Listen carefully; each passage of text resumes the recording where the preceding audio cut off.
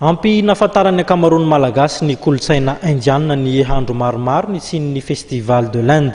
Farana rampitso moa ity hetsika ity anamarika izany ny dineti-paharazana manasongadina ity firenena ity. Rapitso no ifarana amin'ny fomba ofisialy ny hetsika ara-kolotsaina festival de l'Inde izay karakarain'ny masoivoan'ny Inde miaraka ministeran'ny kolotsaina.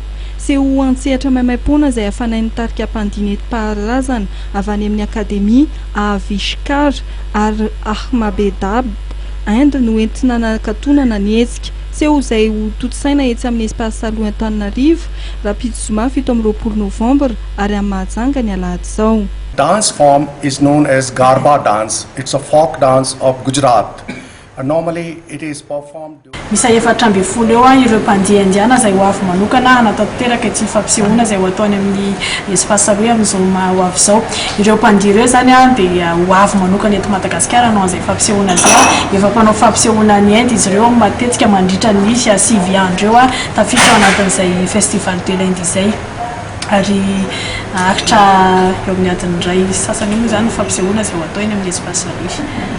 Fanany lanonana amin'ny Zoma zao ankoatran'ireo indiana eto Madagasikara zany misy ihany koa ny manam-pahefana ho avy eo ihany koa ny teratany malagasy eo ihany koa ireo teratany sy vahiny hafa zany izay ho avy hanatrika izay fampisehoana ara-kolotsaina indiana izay. Entina ampahafantarana malagasy ny kolotsaina indiana ny festival de l'Inde. Tamin'ity dia ny dihy indiana no nomena sehatra nanomboka tamin'ny sokafan'ny hetsika 24 Septambra 2024 teo. Ankoatra ny teto Antananarivo dia anisany nanatotosana hetsika ny Tomasina ary andray ny famaranana ny hetsika i Mahajanga. Raha ny fanazavana ny teo nivo masoivon'ny Inde dia mbola itony hetsika festival de l'Inde.